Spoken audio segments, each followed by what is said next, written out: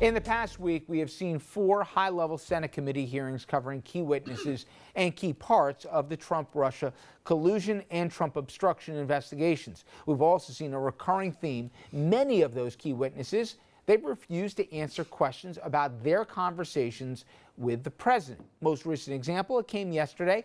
That when Attorney General Jeff Sessions refused to talk about his conversations with the commander-in-chief. Now, no one has claimed those conversations were classified, which would prevent their disclosure in a public hearing. And the White House has not claimed executive privilege, which is also a justifiable reason for not answering. So that leads to exchanges like this one between Sessions and Maine Independent Senator Angus King. You testified a few minutes ago, I'm not able to invoke executive privilege. That's up to the president. Has the president invoked executive privilege in the case of your testimony here today? He has not. Then what is the basis of your refusal to answer these questions? Senator Kaine, the president has a constitutional... I understand that, but the president hasn't asserted it. Well, you said you don't have the power to assert the power of executive privilege, so what is the legal basis for your refusal to answer these questions? I am protecting the right of the president to assert it if he chooses. Now, this wasn't a one-off. Same thing happened last Wednesday. That's when a quartet of other Trump appointees, the Director of National Intelligence, Dan Coats, the acting FBI Director, Andy McCabe, the NSA Director, Michael Rogers, and Deputy Attorney General Rod Rosenstein, they went before the same committee. And we had another tense exchange with none other than Senator King when they wouldn't answer the question. I'm not satisfied with I do not believe it is appropriate or I do not feel I should answer. I want to understand a legal basis. You swore that oath to tell us the truth, the whole truth and nothing but the truth, and today you are refusing to do so. What is the legal basis for your refusal to testify to this committee? I'm not sure I have a legal basis. And with that, let us bring in our panel. Mark Furnish, adjunct professor at the Elizabeth Haub School of Law at Pace University. He has argued before the U.S. Supreme Court. Mayo Bartlett, an attorney at the law offices of Mayo Bartlett PLC, former chief of the Bias Crimes Unit at the Westchester County DA's office. Guys, thank you. All right, let's, for this conversation, extract all politics, whether there's any, but let's pretend we don't care, or in this question, what did Trump do? What did his associates do, not do during the campaign with the Russians? Wasn't there collusion? From my point, this is a completely different subject, and I know a lot of folks in the audience say, okay, so these guys put their hand up and they swear to take an oath, just like you heard what Senator King does. Yet they get in front of the committee, and the committee is constitutionally given this authority and responsibility to do this, and they ask questions. And I think I made it clear off the top, but it bears repeating. If the president was going to claim executive privilege, he has the right to do so, but he did not do that in this particular case. And moreover, there is no legal justification that any of the people can source there that says that they don't have a right to talk. In fact, Sessions, in a very tortured way, said, well, I'm preserving the right if, in fact, down the road he wants to exercise it. Again, if the only exercise the three of us are talking about here is to getting to the truth or to the facts as the witness will best answer, who gives him in this case the right to decide, I don't feel like telling you? Well, here's the thing, Rich. This is an open-ended investigation, and the purpose of it is unclear. It's wide-ranging, so the questions are not shared with the witnesses in advance, so they really don't know exactly what's going to be asked, and the privilege belongs to the privilege holder. That's basic black-letter law, in this case Trump, and you can't just invoke the privilege as to a blanket area or subject matter. You have to invoke it with respect to each individual question that's asked. Since the questions are not provided in advance, Trump can't say in advance, invoke as to this, don't invoke as to that. So he's doing the right thing. Any lawyer worth his salt would say the same thing. He has an opportunity to supplement the testimony in writing next week, and Trump can go ahead and instruct yes, fair enough, assert, Mark, or be waive, and I think he will waive. Okay, except, as he did with Comey already. Except, in this particular case, Jeff Sessions wasn't compelled to appear. He could have made an argument as to why he couldn't have appeared, including for all the reasons that you enumerated. For that as well. But my point is, right now, Mayo, if I follow that logic, you can come and decide what you feel like talking about, what you don't feel like talking about. You could come on and then say, for me to know basically and for you to find out, which is not what the powers that were entrusted in the Senate in these particular things, their job were to be fact-finding agencies. So I hear what Mark's saying, but if I extrapolate that, I have to take on faith that when the DNI secretary, the NSA head, the attorney general, that they're going to decide what's appropriate and not appropriate for elected lawmakers to know when they can't in any way, shape, or form say that it's jeopardizing national security. You can always say that that could compromise an investigation or whatever else. This particular case, it was, he said stuff I don't know if he wants you to know.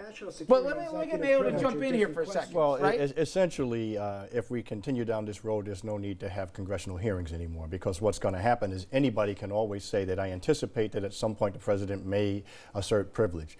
They don't have standing. Sessions doesn't have standing to claim executive privilege.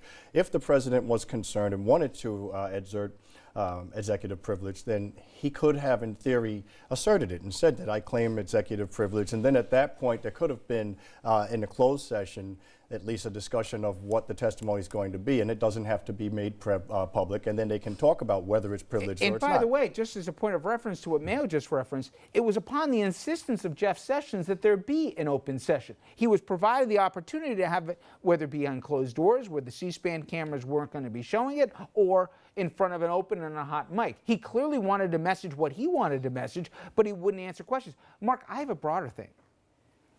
To Mayo's point, I don't know where this ends anymore. What if Mueller all of a sudden says, as part of my investigation that I have been basically impaneled to do as a special prosecutor, I want to get into the bottom of this? Or take it out of the way, reverse the parties. I don't care. Well, it happened Who would with it be? Holder already. Right. Who would be the... Holder invoked executive privilege. The Republicans went to court about it. He was held in contempt. Usually it's negotiated, the turning over of these documents. If it goes too far, they bring a court action. Stay and the with judge this one, though, decides. for example. Mueller says, okay, I need to know as part of my probe. You can invoke executive privilege. But he didn't. Well- and he's still taking the benefit of it without No, invoking you it. can't do that, okay? But he did it. No, he had. You can't selectively invoke privilege. It's, again, black letter law, to use a lawyer's phrase. Can't use a privilege as both a sword and a shield. So if he starts answering a part of a privileged conversation that's helpful to him, he will have been deemed to have impliedly waived the privilege as to other pertinent materials that occurred during the same conversation. So it's not that simple, first of all. He will still have an opportunity to invoke the privilege or not invoke the privilege. King, no member of that committee who's serving as an investigator is the arbiter of whether a privilege invocation is valid or invalid. If they feel the privilege is being abused, You're giving him they have standing, to go to. though. No, I'm not. Look, giving who standing? You're Trump giving has Sessions standing. He doesn't enjoy that privilege. Well, Trump doesn't know what the questions are in advance. Any privilege holder has to assert it. Trump will, now knowing what the questions are, instruct him to insert the privilege on his behalf or not to. The agent has to assert the privilege because the agent is the one being questioned. None of this is that complicated or unique. Well, what is more complicated and unique is a lot of people are saying, to your point, Mayo, why even have this? Well, it's a farce. Why we the I agree people, with that. Why we the people should have any reason to sit here and expect to learn anything when it came across at least that he's above the law, or he'll pick and choose which laws that he's going to choose to, or which answers he'll choose to share and The key not. words you said were "we the people." We were talking about it earlier, and unfortunately, even you go back and look at Watergate, that period of time seems to be a much more noble period of time than where we are right now. And it seems In certain respects, yeah. in many what launched respects. all this. I mean, that was the what sea happens, change though, that is that altered when everything. you put yourself before country, which contradicts your oath, all of these individuals' oath of office, then you start to assert privilege because it's good for you, as opposed to it's good for the country. Not because it's necessarily privileged information that goes toward national security, but because it's embarrassing or damning information toward you. So now, listen, let and me it's get, not 'cause I just- don't have a little bit of time It's here. not just here, it's with Holder as well. It's Let's say the across the three of board. us both, we had unanimity, and we said, you know what? Who's that guy to not answer the question? My question is now, in terms of remedy or a hammer, whatever you want to call it, you're the Senate, and you say, time out. I didn't ask you what you're going to decide that you feel like answering or not.